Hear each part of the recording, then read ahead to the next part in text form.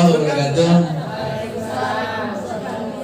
Terima kasih teman-teman yang sudah mau hadir untuk kumpul kali ini. Ya tadi udah ketahuan ini. Bapak Ibu beli baju yang berbeda-beda, pakailah baju yang berlengan panjang. Meski usia tak lagi muda, terus belajar bukan jadi penghalang. Lari pagi ke perumahan Banjar. Jauh juga ya. Ada kan di rumah saya biasa di Cipete. Lari pagi ke perumahan Banjar. Pagar rusak disolatif. Hari ini kita akan belajar tentang budaya positif. Agak apal maka saya catat. Tetap kembali kita kepada pemikiran Ki Hajar Dewantara, yaitu ing ngarso suntulodo ing madyo mangungarso tuturi handayani. Ya. Di depan kita memberi contoh, di tengah-tengah membangun semangat, dari belakang memberi dorongan.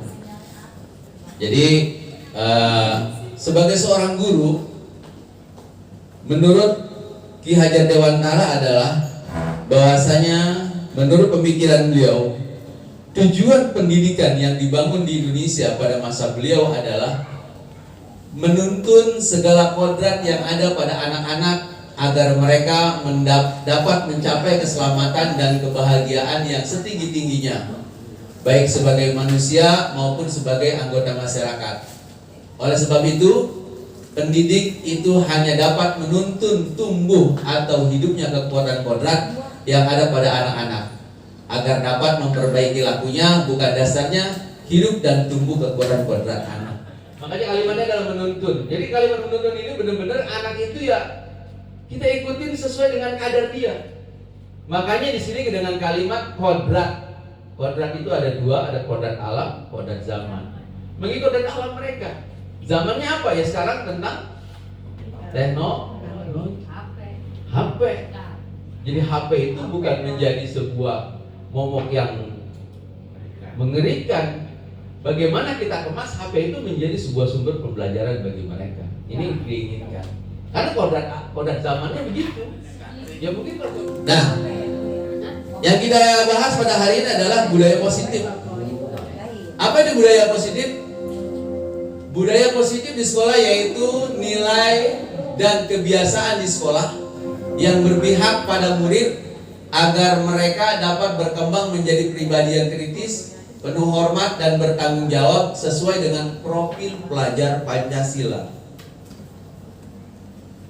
Jadi nilai kebiasaan dibangun dari dibiasain maka menjadi biasa dan itu akan menjadi budaya. Contoh, menyambut anak di pagi hari. Yang kita dijadwalin ya nggak jalan juga. Kemudian kita pengen punya budaya literasi. Bagaimana budaya literasi itu bisa berjalan kalau kitanya sendiri nih tidak mau menuntun anak? Maksudnya ngeri ya? Bukan ngecengin guru, bukan ini mah. Artinya posisi kita sebagai guru kan menuntun mereka, yaitu agar mereka mempunyai budaya literasi. Bagaimana caranya? Ya kita di hadapan mereka memberikan contoh teladan kepada mereka. Ya kalau kita nggak pernah di depan anak-anak untuk membangun literasi, ya bagaimana kita menjadikan literasi itu sebuah budaya di SMPN Negeri 18 Tangerang. Kemudian konsep utama budaya positif. Yang pertama adalah perubahan paradigma belajar. Yang kedua baru masuk nanti disiplin positif. Kemudian yang ketiga kebutuhan dasar manusia. Yang keempat motivasi perilaku manusia. Yang kelima restitusi, termasuk di dalamnya adalah posisi kontrol guru. Yang keenam keyakinan kelas, dan yang ketujuh segitiga restitusi. Mungkin kalau udah baca disiplin positif mungkin udah masuk dalam sini. Nah, perubahan paradigma belajar itu apa? Dalam membangun budaya positif, sekolah dapat menyediakan lingkungan yang positif, aman dan nyaman agar siswa mampu berpikir, bertindak dan mencipta dengan merdeka, mandiri dan bertanggung jawab. Yang kedua, disiplin sangat berkaitan dengan kontrol guru terhadap siswa. Makanya ya mohon maaf, atribut itu menjadi sebuah hal yang harus kita disiplinkan bersama. Karena dari atribut aja akan melambangkan sebuah kerapihan, betul nggak? Kalau atributnya belentang-belentong, kita nggak perhatikan, bagaimana bisa menjadikan sebuah hal yang disiplin terhadap anak? Nah, kemudian kontrolnya juga. Makanya kita sebagai guru ya, setidaknya kalau melihat yang seperti itu ya, sebaiknya kita beritahu pada mereka dengan cara yang baik, karena nanti kita masuk pada segitiga restitusi. Kemudian ada tugas nih buat guru yaitu Anda dan teman sebangku Anda atau sebelahnya melakukan kegiatan. Cobalah buka, kalimatnya cobalah buka. A, tugasnya adalah mengepalkan salah satu tangan. Kemudian Anda bayangkan bahwa Anda menyimpan sesuatu yang sangat berharga di dalam kepalan tangan Anda. Anda perlu menjaga benda tersebut sekuat tenaga Anda, karena begitu pentingnya untuk kehidupan Anda. Tugas B yang sebelahnya adalah mencoba dengan segala cara untuk membuka kepalan tangan tersebut. Dan teman B boleh membujuk, menghardik, mengintimidasi, memarahi, menggoda, menggelitik, bahkan menawari Anda uang agar Anda bersedia membuka kepalan tangan Anda.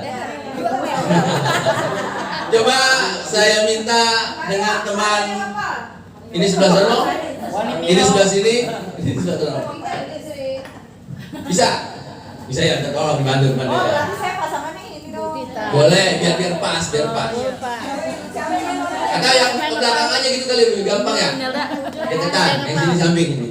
Terus? Ya gitu, deketan aja. Silakan yang jadi si A sebelah kanan saya. Yang jadi si A. Yang jadi si B sebelah kiri saya. Sebelah kiri. Yang A yang A, B.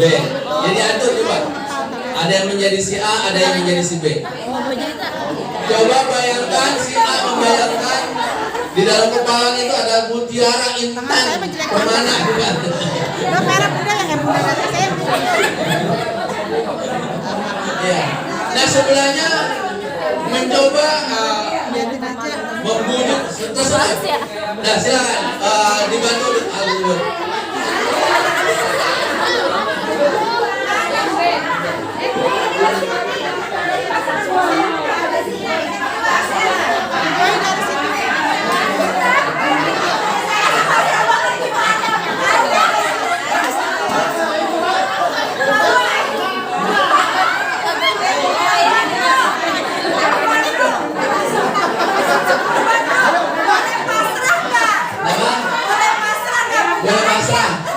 Berarti tidak berharga di dalamnya.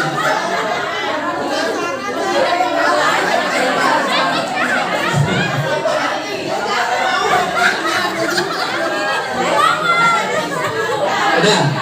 Ya, terima kasih. Aplaus dulu buat teman-teman sekalian. Ya. Sekarang saya tanya. Menurut Bu Titi, ya, sampai kayaknya nih. Menurut Bu Titi, kalau anak itu di dalam genggaman ibu, bagaimana? Saya sikap terus, jangan pernah lepas. Ada genggaman saya, nggak boleh orang lain ambil. Itu menurut saya. Ya, terima kasih. Luar biasa sekali. Bahwasanya anak didik kita itu mahal, aset negara ya gak?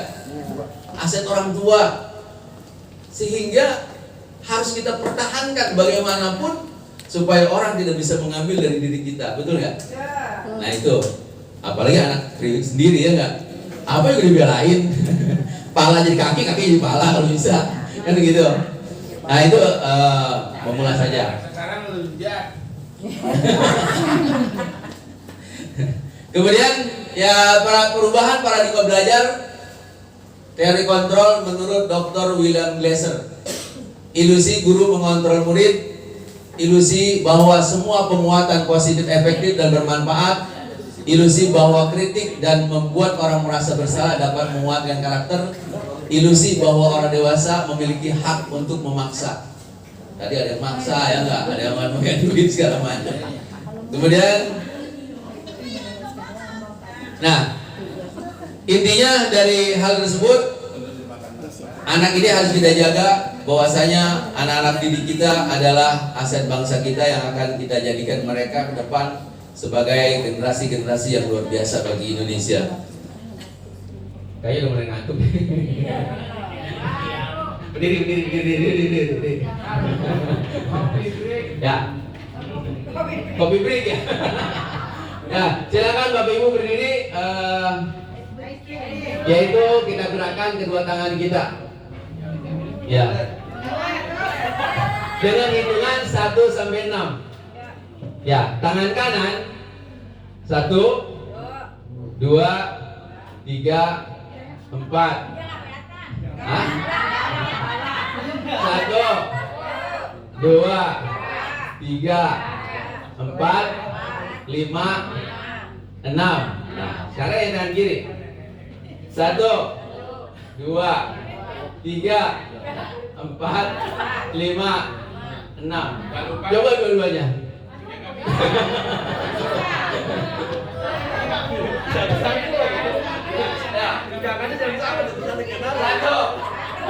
dua,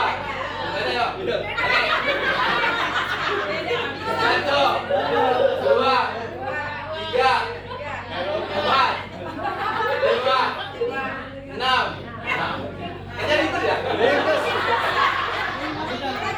Oke, terima kasih. Jangan ngantuk aja, terima kasih.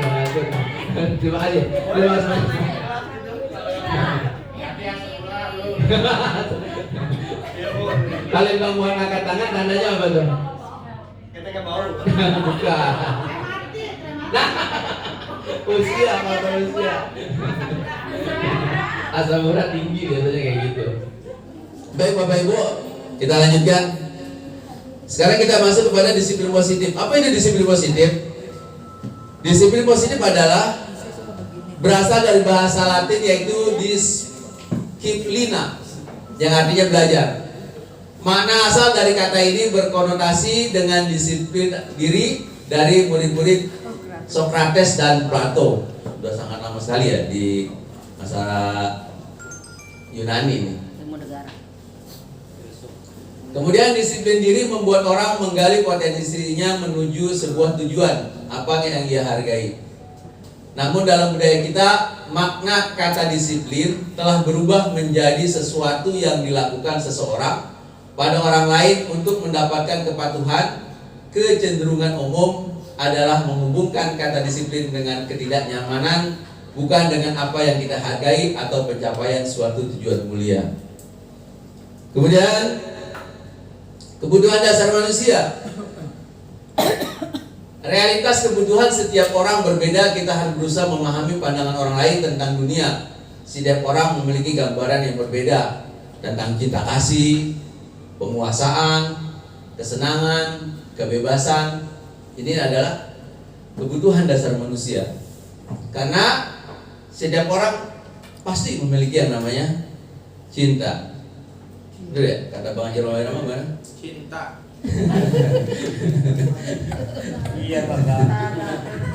Aduh, ingatnya Bang Romain loh. Nah, ada sebuah kasus.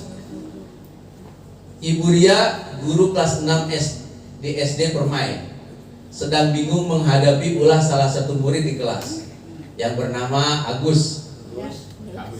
Untung nggak ada nama Agus di sini. Beberapa anak telah datang dan mengeluhkan Agus yang seringkali meminta bekal makan siang mereka dengan paksa. Jika Anda menghadapi situasi seperti Bu Ria, apa yang Anda lakukan? Menurut Anda kira-kira apa alasan Agus melakukan tersebut? Itu jangan ujikom itu. Assalamualaikum.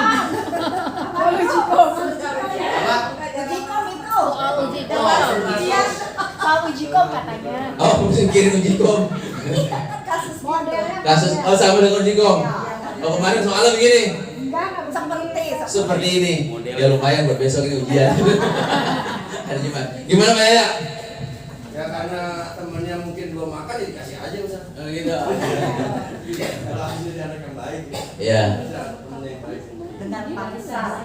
Kira-kira alasan Agus melakukan karena Belum makan. dapat makanan. Lapar. Nggak dikasih jajan. Ini saya suruh ngapain? Ya begini, kalau saya menjadi Buria, kita cari apa masalahnya, kenapa Agus melakukan seperti itu. Karena banyak faktor. Mungkin dia memang dari rumah ini orang gak punya. Satu, emang yang pertama, jadi memang dia keluarga miskin, ya emang tidak punya. Kemudian yang kedua, bisa jadi memang itu merupakan karakternya, ya. Dan nanti penanganan masalahnya juga berbeda-beda. Ya kalau memang tidak punya, berarti nanti kita sampaikan kepada teman-temannya untuk mencoba untuk memberikan sedekah atau apalah istilahnya supaya nanti bisa makan bersama-sama. Itu.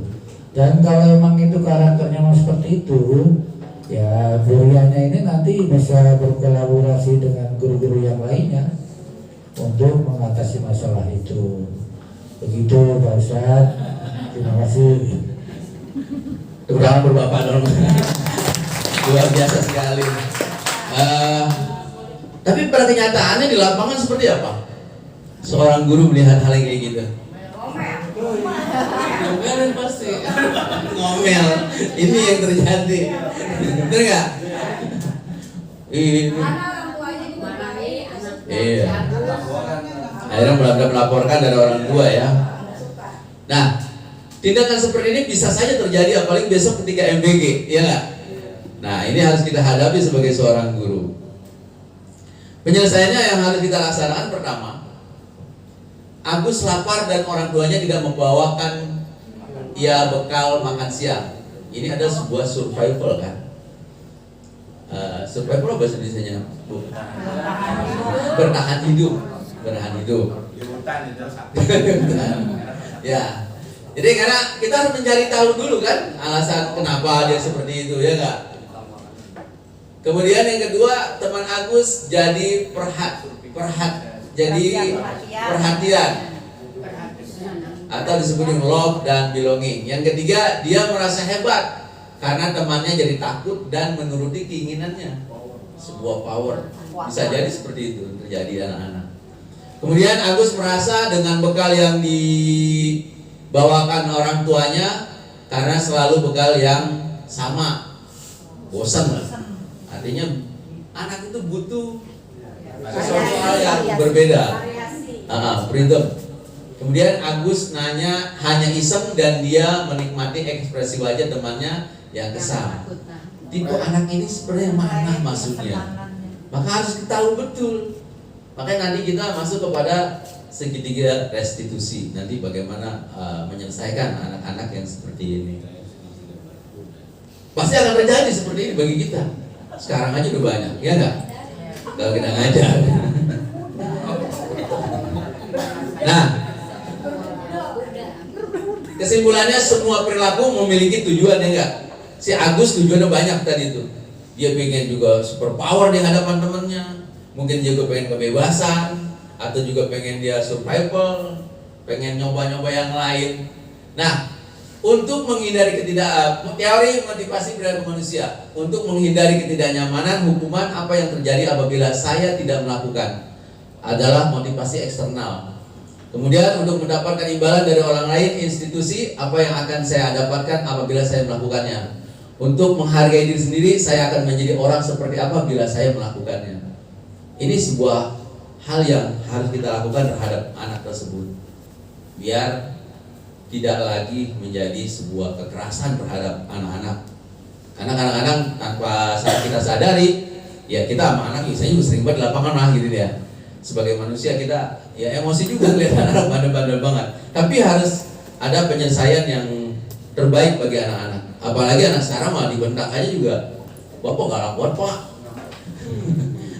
Pak berhala aja baru ngomong gitu, baru kan bapak galak buat pak.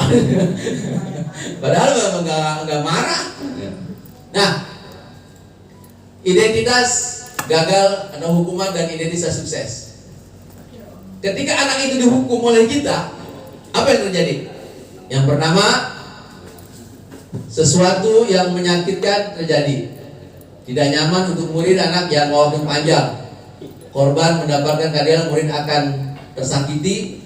Perilaku pasif agresif semakin meningkat. Sistem tidak akan berjalan bila murid tidak kuat berlaku hanya pada sebuah institusi, tidak berlanjut pada kehidupan nyata. Peraturan adalah kamu harus. Murid akan membenci sebuah peraturan yang ada di sekolah. Konsekuensi dari sesuatu yang menyakitkan, sesuatu harus terjadi. Restitusi merupakan pilihan. Nanti kita bahas restitusi seperti apa. Kebanyakan ya. Buyang lihatnya. Sama saja perlu buyang lagi belajar ini. Kita hanya aja. Tinggal dibaca aja nanti. Nah,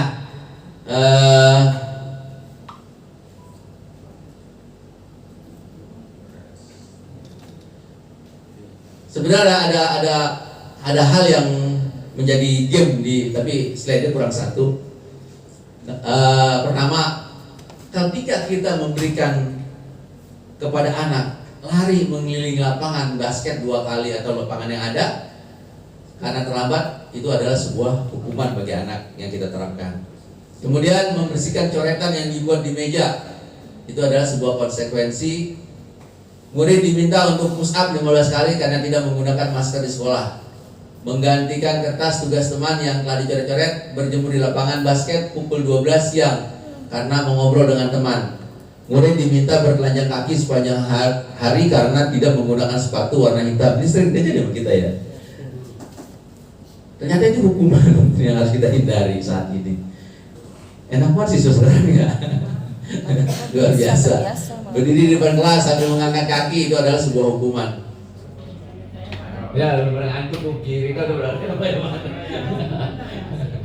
Oke, gak usah berdiri, duduk aja dengan samping yang terdekatnya. Ya, buat yang ngantuk aja ini mah, karena kalau nggak ada gini juga, saya tersalahin. Ya, ganjil dan genap. Contohnya gini, saya sama Pak Anwar, tangannya gini Pak. Kalau saya bilang angka ganjil, maka yang ganjil harus bisa menggenggam tangan yang genap. Yang genap mencoba untuk menghindar.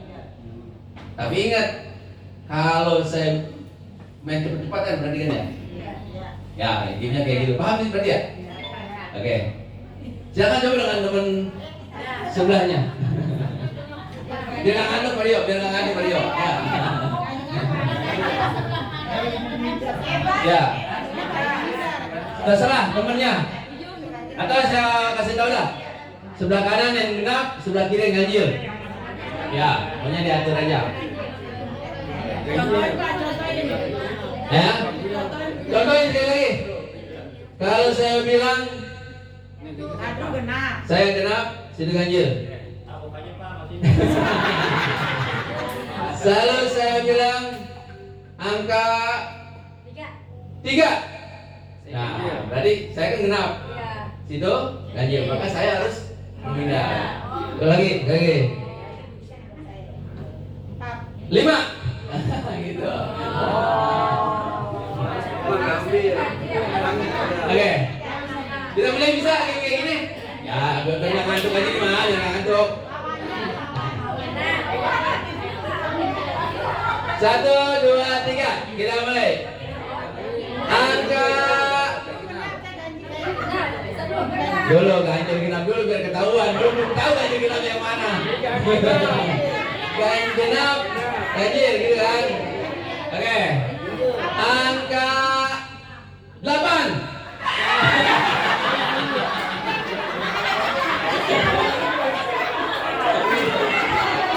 Ada yang dua-duanya narik.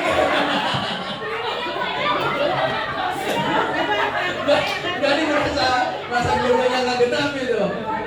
Oke, sekali lagi. Angka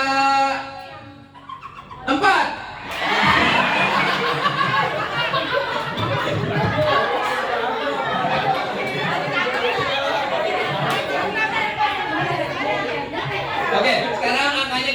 jadi puluhan. Iya, angka jadi puluhan. Hah? Berdiri. Boleh berdiri. Oke, enak berdiri.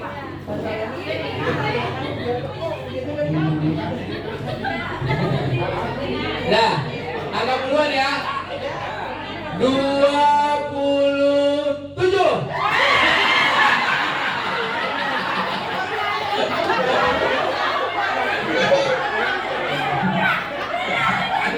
Oke, terima kasih semuanya. Terima kasih.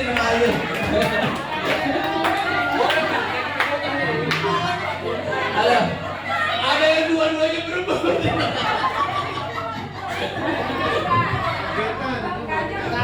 Beri kagak belum tahu mana yang ganjil, mana yang genap. Konsen. Oke, terima kasih. Kita lanjut ke materi kita. Udah siap. Habis makan lagi tadi ya. Yang lucu mah udah makan lagi ikut di sini.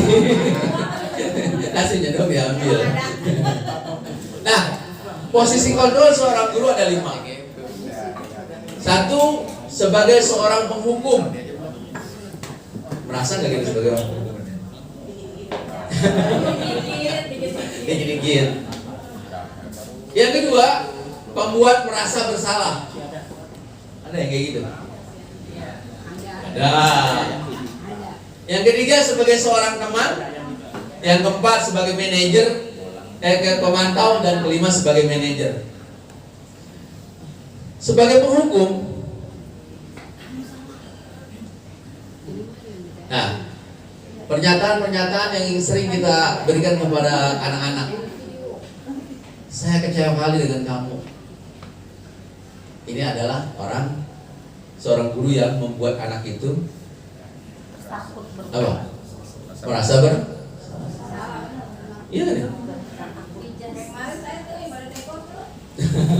Sampai malu itu anak itu. Saking anak tuh merasa bersalah dibuat. Iya, jadi anak itu melaksanakan tugasnya itu bukan karena pribadi dia, karena dia terpaksa salah dan dibayang-bayangi hidup dia seperti itu. Kan kita pernah kan lagi kecil kayak gitu ya. Ada yang ditelapok ngomong gurunya ada. Kemudian sebagai penghukum, kamu tidak pernah benar melakukannya. Nih, bikin saya salah mulu PR nih.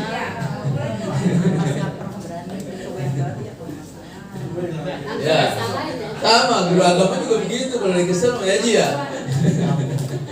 Kemudian sebagai teman, ayolah lakukan demi bapak nih, ayo sama-sama.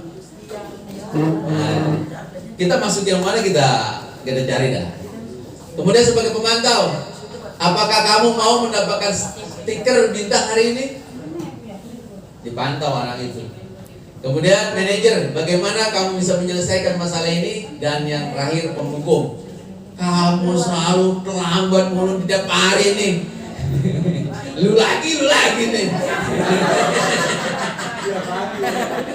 Gimana yang jagain pagi tuh sering ngomong begini nih. Yang di depan.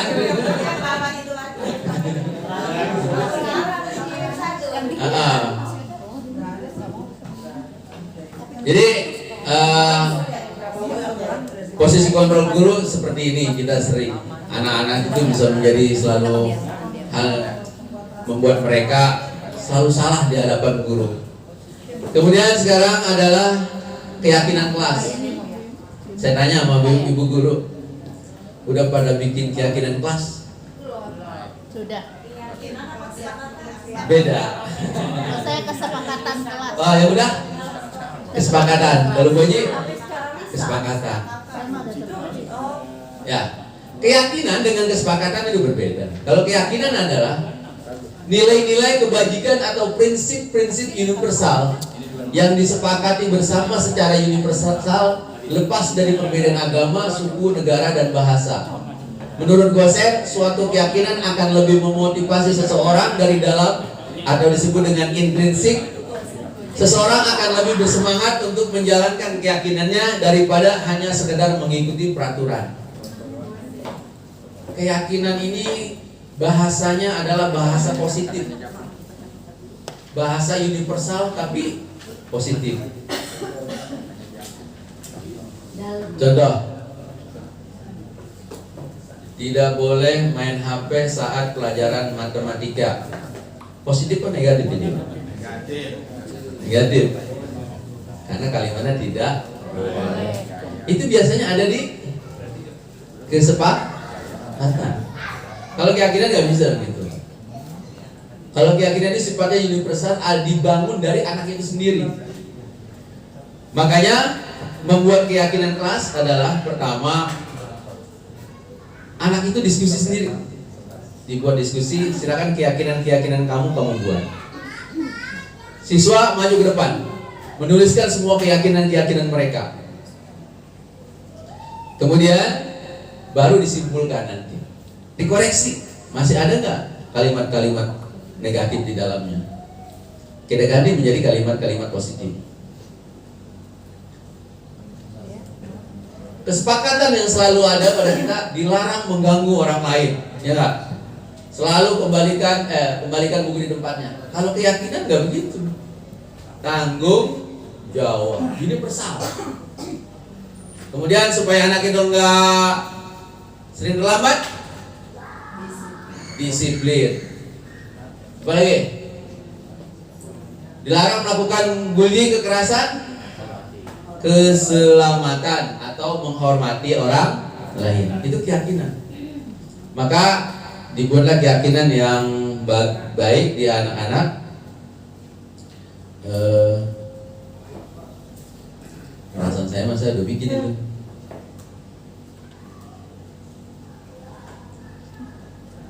Ya. Keimanan, kebersihan, kalimat-kalimat universal dibuat seperti ini. Kekeluargaan, saling berinteraksi dengan teman. Jadi selain ada kesepakatan, kita lebih condong kepada keyakinan karena dibangunnya dari anak ini sendiri. Tidak untuk menghukum kepada anak itu. Kan kalau dilarang, kan menghukum itu langsung. Ya kan? Itu yang kemudian udah siang ini masalahnya, udah sore. Pengen buru-buru pulang udah ya? Maaf ya, nggak kuliah. Nah, ini yang saya lakukan di salah satu kelas. Mereka menuliskan apa yang menjadi keyakinan mereka di dalam kelas. Mereka menulis sama dengan ketika membuat kesepakatan. Cuma bedanya keyakinan itu kalimatnya kalimat positif dan kalimat yang universal. Gurunya di sorot. Nah, ini cepat udah jam 2. Kemudian segitiga restitusi. Ini yang kita bahas. Tadi kita sebagai pemantau, sebagai penghukum segala macam. Nah, segitiga restitusi ketika sudah membaca disiplin positif yang di PMM, kita akan menemukan ini. Proses menciptakan kondisi bagi murid untuk memperbaiki kesalahan mereka sehingga mereka bisa kembali pada kelompok mereka dengan karakter yang lebih kuat. Melalui restitusi, guru membantu murid menjadi lebih memiliki tujuan, disiplin positif serta memulihkan dirinya setelah berbuat salah. Membantu murid untuk jujur pada diri sendiri dan mengevaluasi dampak dari kesalahan yang dilakukan. Memberikan penawaran bukan paksaan. Nanti kan sebelum anak udah salah kita paksa. Kan sering terjadi seperti itu. Awas ya besok begini lagi ya. Siapa itu? Awas begini lagi ya.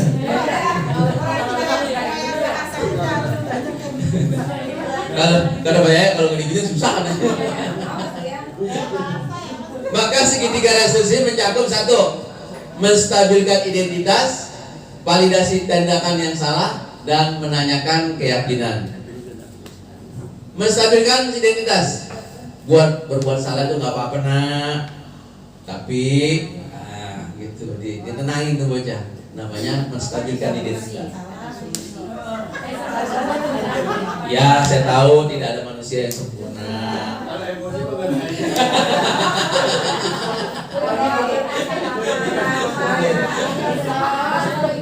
Kemudian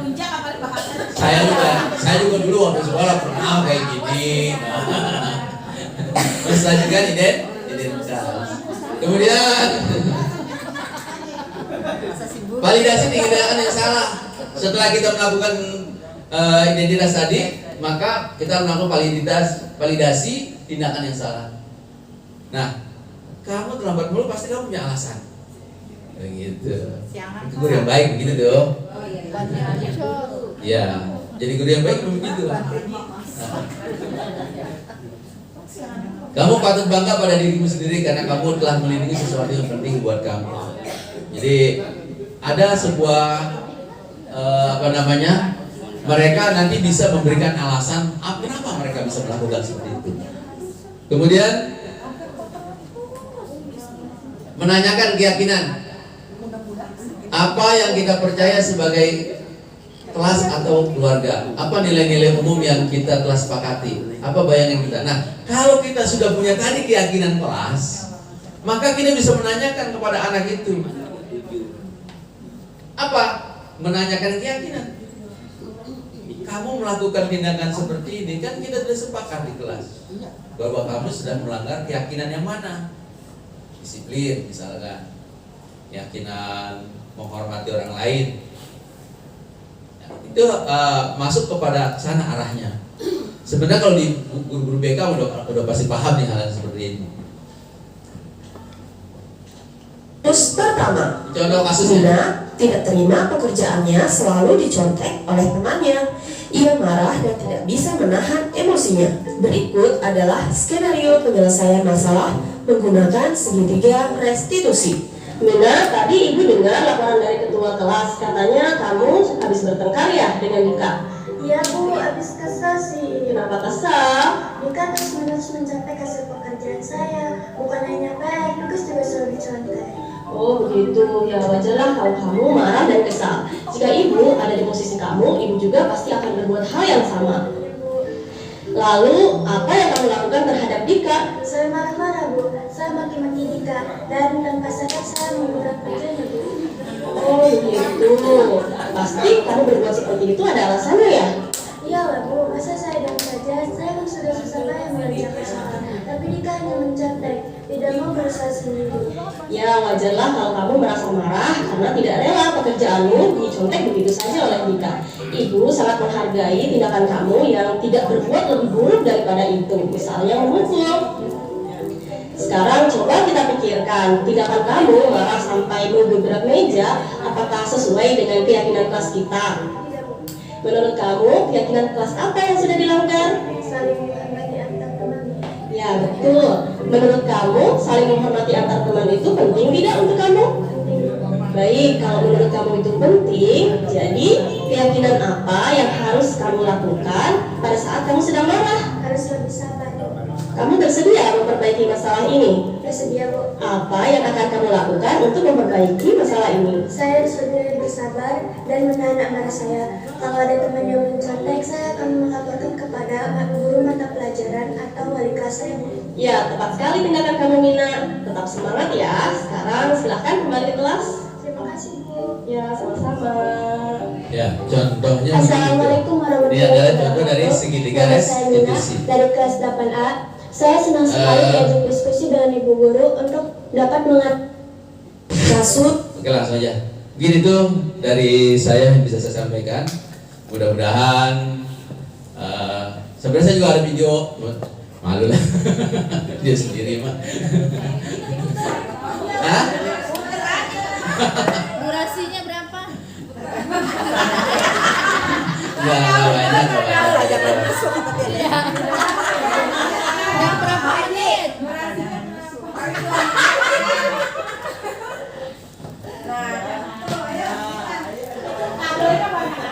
Itu gua lewat kayaknya itu Bang. Apanya? Oh, kabelnya. Aduh, berantakan banget ya. Itu gua lagi lewat kayaknya itu.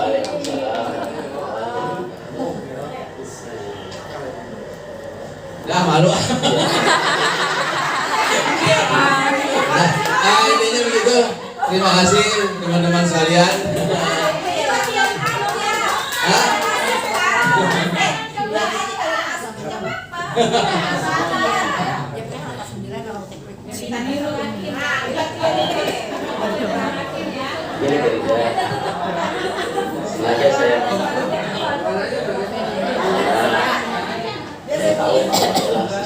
selalu berusaha menjaga kerapihan dan mengikuti aturan sekolah. Kamu biasanya sangat teliti dalam hal yang seperti ini, dan itu salah satu hal yang membuat Bapak bangga terhadap diri kamu. Tapi nggak pakai dapur. Namun pada hari ini saya lihat ketika tadi upacara, kamu tidak memakai atribut sekolah dengan lengkap seperti topi dan juga dasi. Iya, Pak. Saya mengerti bahwa mungkin ada kesalahan kecil atau sesuatu yang terjadi pada pagi ini. Tapi tentu saja kita harus tahu memakai atribut lengkap adalah bagian dari peraturan yang harus kita patuhi bersama. Bagaimana menurut kamu tentang hal ini? Duitnya bunyi tuh. Kopi dan nasi karena tadi pagi saya terburu-buru, saya bermasalah. Saya harus lebih teliti dalam hal ini. Nah, saya senang kamu menyadari pentingnya mengikuti aturan perintah. Iya. Sekarang, apa kamu merasa yakin bahwa dengan sedikit perubahan dalam rutinitas pagi kamu, seperti menyiapkan atribut di malam hari, kamu bisa memastikan tidak lupa lagi di masa depan? Apakah kamu yakin bisa melakukan ini agar kamu selalu siap dan rapi setiap hari? Saya yakin Pak, saya akan menyiapkan atribut lengkap saat malam hari agar pagi harinya saya tidak lupa lagi. Wah, itu keputusan yang bagus, Perinda. Saya percaya kamu bisa melakukannya dan tetap menjadi siswa yang disiplin dan mandiri. Ini akan membantu kamu selalu siap dan sesuai aturan setiap hari. Baiklah. Guru kelas 10 itu Triwidana kenceng banget tuh. Nyabu dulu Pak. Nyabu Dia dulu guru Pak. kelas 7 itu. Waalaikumsalam warahmatullahi wabarakatuh. Ya, terima kasih. Itu ya Pak Kudo, ada zamannya sekarang, zaman bikin IT ya, harus rajin-rajin bikin IT kayak gitu. Ya, terima kasih teman-teman, terima kasih sudah dibantu saya untuk menyelesaikan tugas ini. Nah, intinya sekali lagi kita kepada anak lebih ramah kembali, kepada anak kita lebih care kembali. Kita bisa apabila anak kesalahan bisa melakukan tindakan-tindakan seperti yang tadi sudah kita tayangkan pada hari ini. Sekali lagi dari saya, Assalamualaikum warahmatullahi wabarakatuh.